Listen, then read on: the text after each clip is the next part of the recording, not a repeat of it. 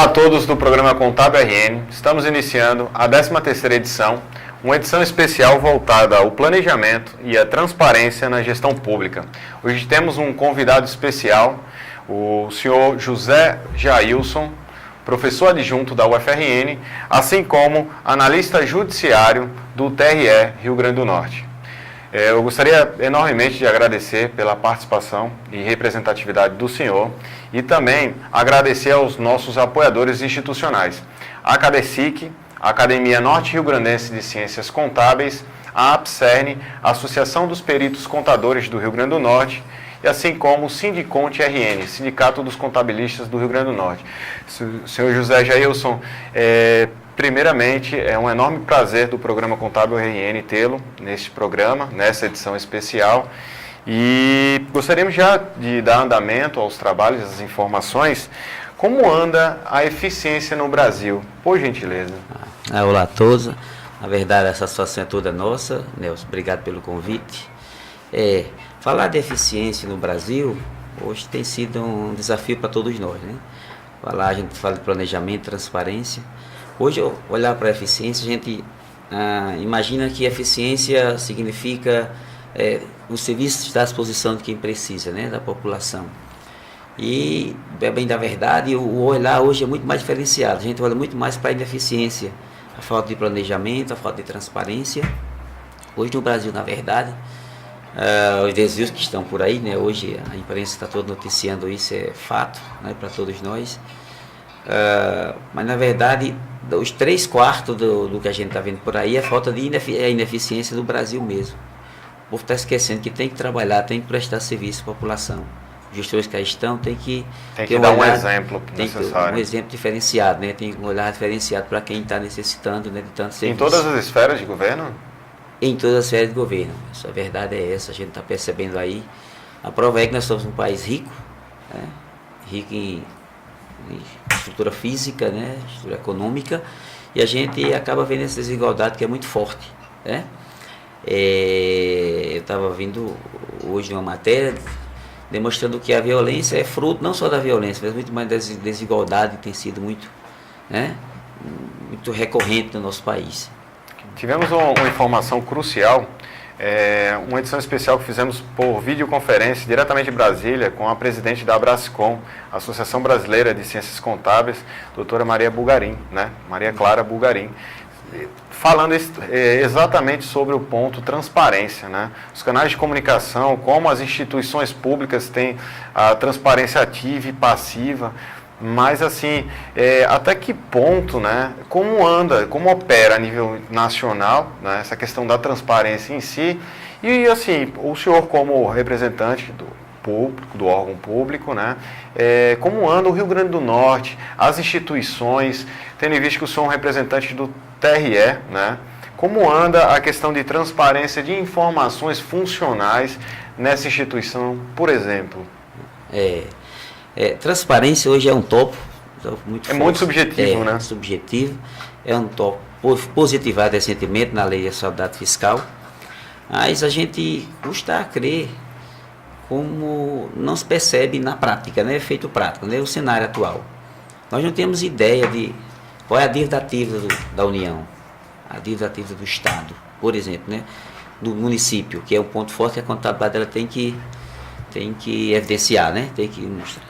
Hoje a gente sabe que mais de 70% da dívida ativa do orçamento, na verdade, é constituído, na verdade, de dívida ativa, né? Ou seja, quase o orçamento inteiro. Tudo deficitário. É falta de transparência, na verdade, né? A Previdência Social é exemplo muito claro de que está faltando isso.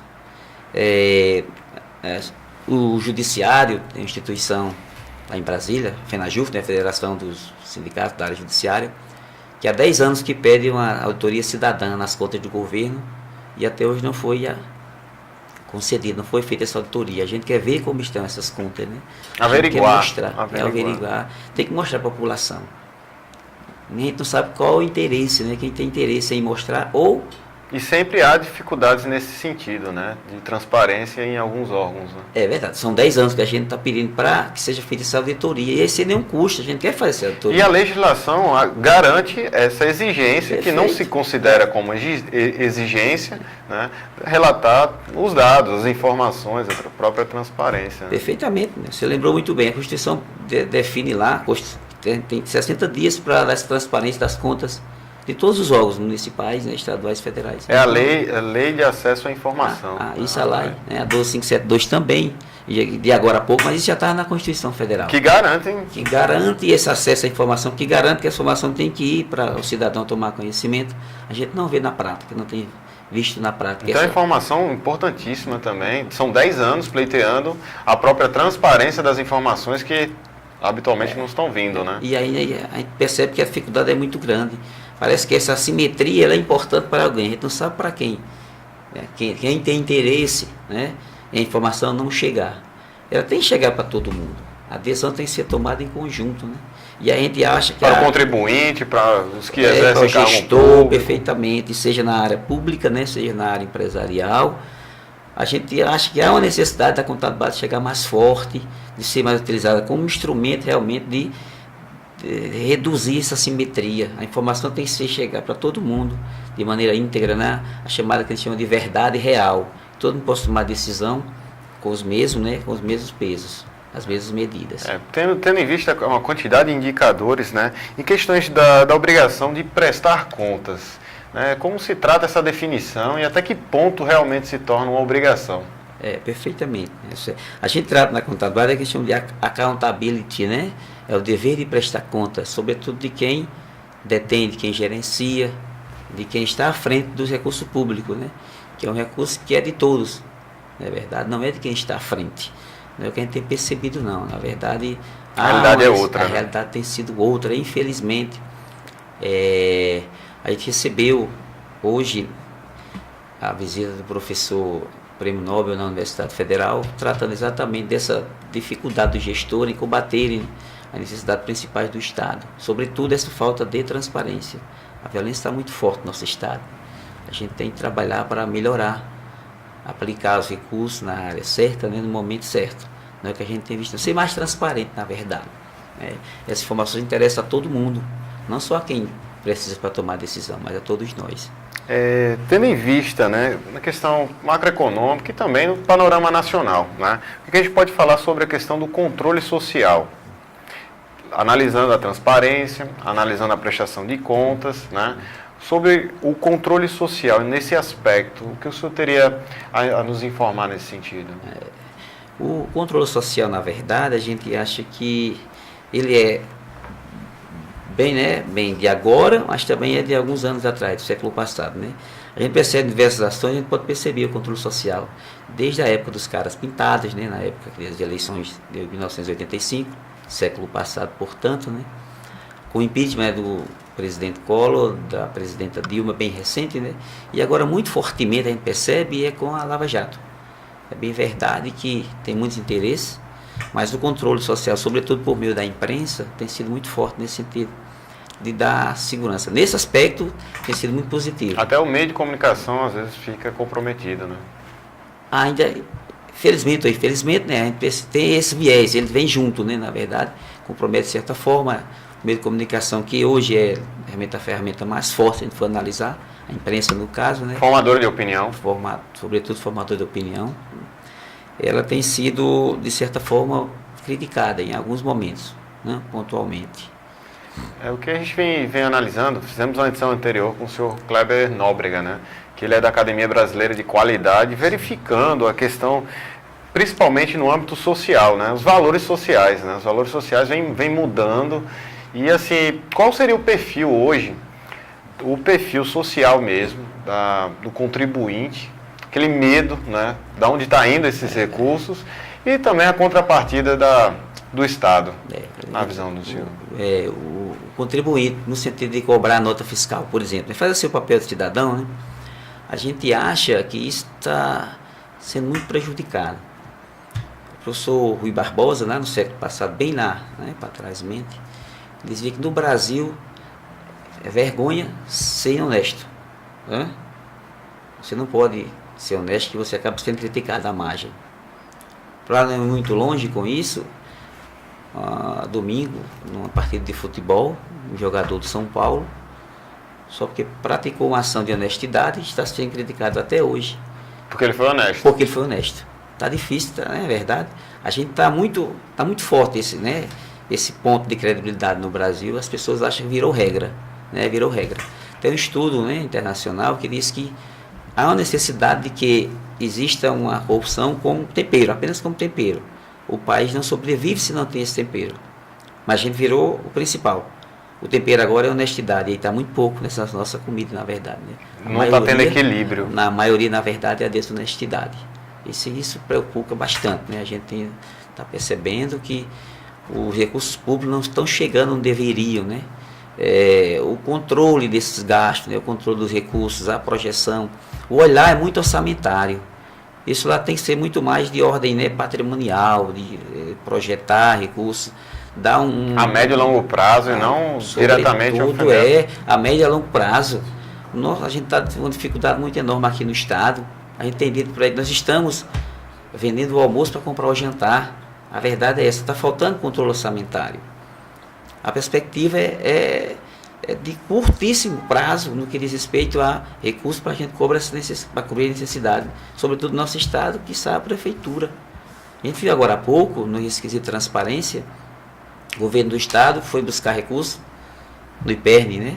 No Fundo Previdenciário dos Aposentados, dos Inativos. A prefeitura, bem recente agora também. Foi buscar recursos para controlar, para pagar a sua folha de pagamento. Para poder cumprir e honrar aquilo que já deveria estar dentro do orçamento. Já deveria estar dentro do orçamento. A gente fala em orçamento, mas é muito mais de projeção, de curto, pelo menos de médio prazo. A gente está pensando nisso. E a contabilidade ela é uma ferramenta importante.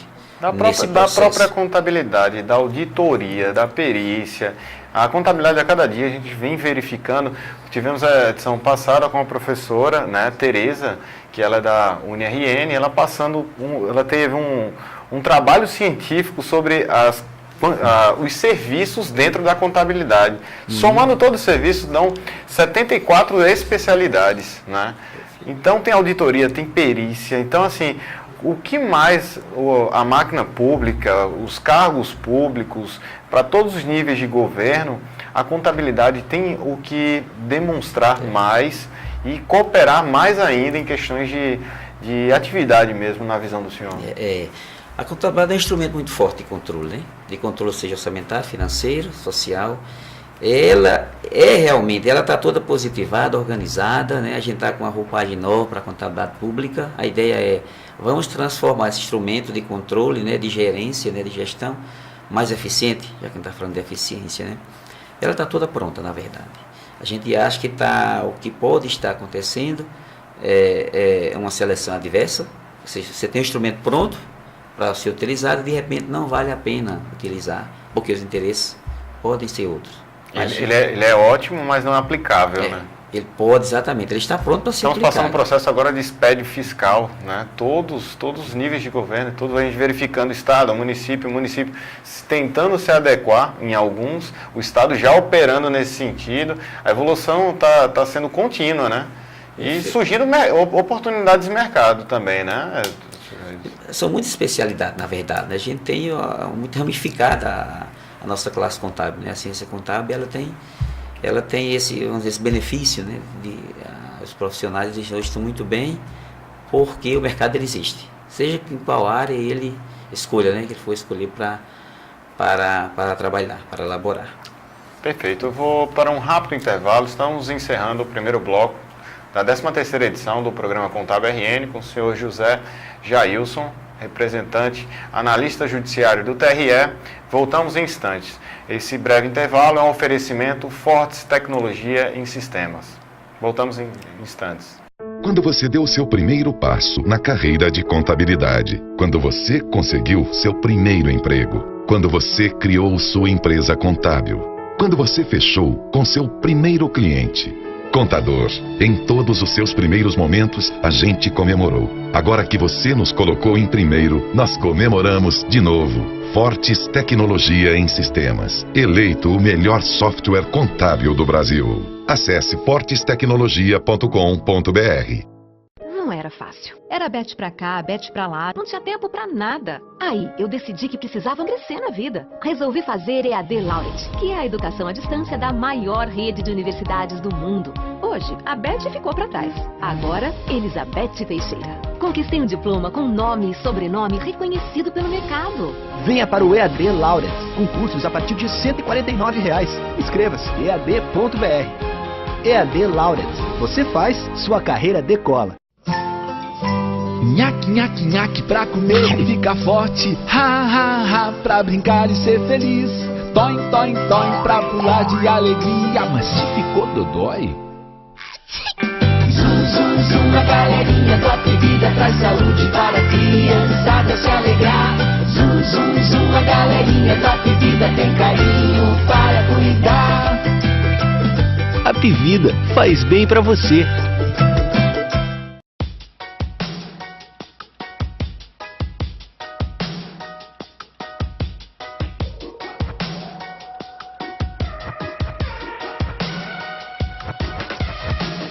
I just wanna stay in the sun where I find. I know it's hard sometimes.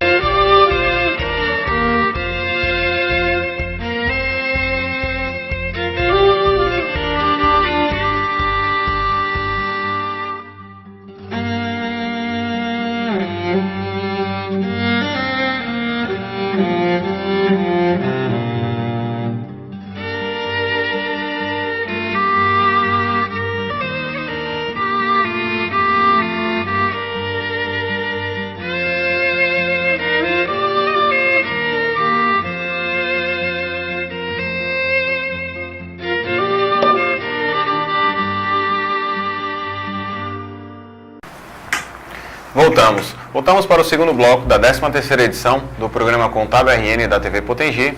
Estamos com uma edição especial voltada ao planejamento, à transparência na gestão pública. Um convidado especial, o senhor José Jailson, analista judiciário do TRE, assim como professor adjunto da UFRN. Né? Temos um excelente assunto, né? Uma excelente temática e direcionando as informações voltadas à transparência. Né? Sr. Jailson, voltando às informações sobre Lei de Acesso à Informação, a LAI, o que poderíamos ressaltar sobre planejamento, transparência e o controle que são utilizados aqui no Brasil, na visão do senhor? Transparência, né, é um tema muito importante. A gente percebe a necessidade no Brasil aplicar mais fortemente, né? E a coisa interessante é que também é um tema positivado, né? A gente tem a Lei de Acesso à Informação, né? Que ela assegura todo cidadão que tem acesso à informação, até porque ela é pública, né? Ela tem que ser transparente. Mas ela também está institucionalizada, está na Constituição Federal, para ser mais forte para o cidadão. A gente tem essa transparência muito forte lá no artigo 37 da Constituição Federal, onde assegura, né, a necessidade da administração pública ser fiel à legalidade, à publicidade, né, como instrumento, né, que todo cidadão tem que ter acesso aos atos, né, dos gestores, da moralidade, estão prestando bastante, né, de moralidade nos atos atuais, da eficiência, muito forte, né, no sentido de deixar esse serviço, né? A eficiência não só na força de expressão, mas ela como ferramenta também, às vezes. Como concretude dos atos, né? Como efetividade dos atos. A gente percebe muito fortemente o hospital ele é preparado, mas falta médico. O hospital é preparado, tem médico, mas falta equipamento. O hospital é preparado, tem médico e equipamento, mas falta terceirizado. E aí você percebe que esse conjunto tem que ser muito bem organizado, tem que ser gerido, muito bem planejado para ser bem gerido, não é verdade? Então essa transparência, ela requer uma ação muito forte do Estado, né? Não só apenas está positivada na Lei de Acesso à Informação, né? Mas a gente vê isso na prática, que está precisando na prática. Equilíbrio em todos os setores, as demandas que cada Cada órgão ou instituição necessita Perfeito. também, né? Não precisaria estar positivada, normatizada, né? Você vê os países, a gente chama de primeiro mundo, eles não estão na Constituição Federal, a transparência. Não estão em nenhuma lei. Elas Mas estão na ética e nos valores sociais nos valores da própria sociedade. Perfeito, no conjunto de regras e valores que eles carregam, né? O cidadão carrega para a vida, né? Não vou muito longe, a gente está vendo aí na Coreia do Sul, se não falha a memória, a presidente está sofrendo lá, né? Está sendo penalizada, já foi sofrer impeachment, está sendo penalizada porque é inadmissível. Perfeito, porque lá é inadmissível isso, né? O que não parece ser o que acontece aqui no nosso... Aqui se torna habitual, né? Perfeitamente, né? E como é que a contabilidade pode ajudar? A contabilidade dela tem que ser mais explorada, né? A gente tem um instrumento muito forte nessa área aí de transparência que a gente chama que é o CIAF. É um sistema, né? Um sistema informatizado, mas que ajuda por demais a dar mais transparência às contas públicas. Para detectar, para ter indicadores, para analisar tais informativos contábeis que são fundamentais. Perfeitamente, que está à disposição do cidadão. Eu acho um dos instrumentos mais fortes e é um sistema, né? O sistema informatizado deveria ser, na verdade, esse sistema deveria ser muito mais forte. Era para estar na corrente sanguínea dos gestores, né? Para dar essa transparência. É o que a gente não percebe na prática, né? Temos em vista muitas modificações no cenário. Em uma opinião particular do senhor, até em questões de visão, tanto como professor universitário como funcionário público, né, dentro desse sentido, como anda e qual a perspectiva que o senhor tem em níveis de transparência e a questão da Lava Jato, como está andando a nossa sociedade e o que podemos ter de perspectivas dentro desse sentido? Daqui a 5, 10 anos, é aplicável ou não? Esses procedimentos que a Polícia Federal vem utilizando, indicadores contábeis, indicadores econômicos, analisando, transparência de informações, que agora, toda semana, vem a população que às vezes ela não tem base para obter a devida informação. Lava Jato é um exemplo claro, né? Você foi muito bem, né? O ano passado, sobre a necessidade de indicadores na área de contabilidade, o Congresso Nacional ele deixou de, aliás, a Câmara de Deputados, de conceder um aumento a algumas categorias estaduais a partir dos indicadores de execução da despesa na área de pessoal. Ou seja, utilizando um indicador que estava na Lei de Responsabilidade Fiscal, vou usar agora a contabilidade para que a gente consiga gerir eles. A partir desses indicadores, eles não concederam, sobretudo porque iria gerar uma despesa que o Estado não poderia suportar. Então, nesse sentido, né, que a contabilidade não é compatível. A contabilidade tem que ser utilizada. Naquele momento ela foi muito útil, porque serviu, né, de indicador de índice e fez com que o Congresso, não tomar decisão de concessão desse aumento, o Estado não pudesse ter esse impacto muito forte nas suas finanças. Porque não é que a gente está vendo aí, a maioria dos estados, se não todos, estão comprometidos. A maioria exagerada está acima desse lado. Não é a realidade estreita do Rio Grande do Norte, é um padrão mesmo. Isso se leva para todos os outros estados. Bem recente agora, falando nessa área de transparência, a gente foi noticiado que o estado do Rio Grande do Norte, o Poder Judiciário está com 500 milhões em caixa. Mas não é privilégio só do estado do Rio Grande do Norte. E não só do Poder Judiciário local, estadual. Diversos estados estão na mesma circunstância. Estão nessa situação. Os outros poderes também, legislativos também têm recursos em caixa financeiro. Isso acaba prejudicando o Estado. Desestimulando também até próprios investimentos, tendo em vista o caos que alguns... Perfeito, O Estado não está sem condições de arcar com a folha de pagamento e os poderes têm com recursos, né? Estão parados. Isso está causando um prejuízo muito grande tanto para o Estado lato sensu, né, quanto para o mercado. O recurso deixa de circular, esse recurso acaba trazendo prejuízo para a população. E fica naquela cadeia de transferência de responsabilidade, né? A federal, não, é estadual, é municipal.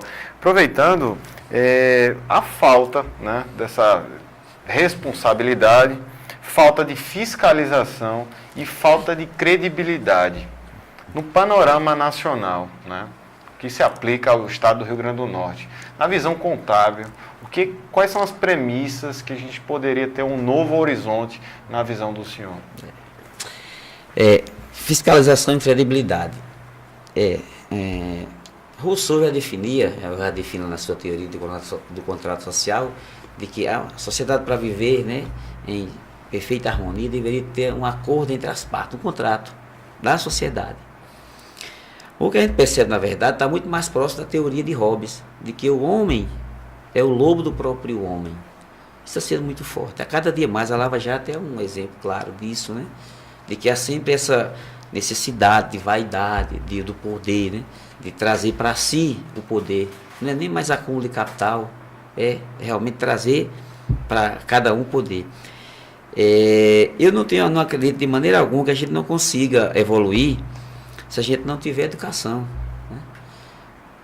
Lá em Ribeira, há 20 anos, pouco mais de 20 anos, na verdade em 82, se daqui a 20 anos se a gente não construir escola hoje, daqui a 20 anos faltará presídios.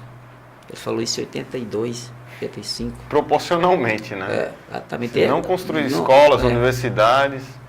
Faltará. E parece-me que é a realidade, né, atual. O próprio Rio Grande do Norte está passando uma situação como essa. Exatamente.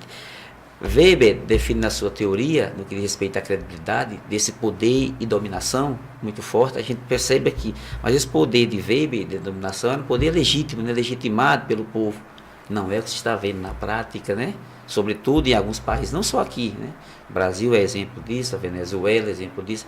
Bem recente é a Turquia, né, que o verdito agora é muito forte. A gente precisa melhorar. A imprensa noticiou bem recente agora que a Odebrecht, que está mais, né, está mais envolvida, vamos dizer assim, pelo menos está mais em evidência no que diz respeito à Lava Jato. Comprometendo todas as escalas de poder, de parte pública e privada também, né? De que ela, os últimos 4 anos, ela pagou mais propina do que teve de lucro. Não teve, mais do que teve de receita. Exatamente. Não, isso não é compatível. Como é que você pode fazer isso? Tem um estudo no Brasil de que isso na vala comum, de que os parlamentares, eles gastam 2 milhões, eles percebem 2 milhões trabalhando com teto salarial, mas eles gastam 4 ou 5 milhões em campanha. Em algum momento ele vai ter que... A conta não bate, em algum momento vai ter que ter, né? Alguma coisa tem que ser contabilizada. Está faltando transparência, né? Está faltando transparência. A gente percebe muito forte, Nelson, esses financiamentos de campanha. Que são absurdos, né? Coisa, né? O Caixa 2. E agora restringindo a pessoa física para fazer apoio à campanha, às vezes é desproporcional a que estamos nos deparando, né? Não está fácil, perfeitamente. E é o mesmo financiador, financia um lado e o outro. Ficou muito claro agora, né? Quando era não é um interesse particular, é um interesse financeiro mesmo. Quando era partidário, não, você financiava só um lado. É até racional, penso, né? Você perceber dessa maneira. Agora financiar os dois lados, realmente aí. E com o Caixa 2 agora, parece que há um movimento muito forte para descriminalizar o Caixa 2. O tema transparência não vai existir mais. Porque o Caixa 2 é exatamente o inverso da transparência, né? É não contabilizar, na verdade, esses movimentos. É o oposto da transparência. A Itaipava fez recentemente agora um procedimento absurdo, né? Que era um canal de fomentação só para propina. Vê um formato passado agora pelo senhor da Odebrecht. Ele tinha um departamento exclusivo de propina. E o impressionante que o senhor acabou de mencionar, eles não sabiam... não existia controle dentro do departamento de propina. Então, o próprio balanço internamente, nesse departamento que não era para existir, também as contas não batem. O próprio Odebrecht citou isso também. Né? Impressionante, né? Aí você percebe, onde é que está o controle?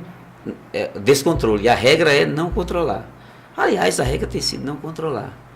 Parece que vale a pena. Na teoria dos agentes, né? Na verdade, entre o agente ativo e o passivo, a ideia é sem controle, sem fiscalização. Sem fiscalização, ninguém será penalizado. E isso atingindo diretamente a credibilidade. Perfeitamente. O povo, né, está nessa vala, o povo está querendo. Aí a gente tem ouvido muito por aí esse clamor social de que está faltando.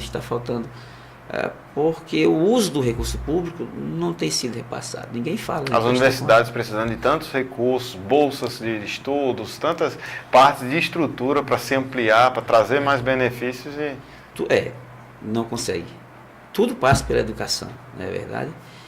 A nossa Nunca está na escala de prioridade, né, no nunca caso? Está. A nossa tese foi exatamente tratando de educação. Nós trabalhamos esse lado de transparência e eficiência aliada à educação.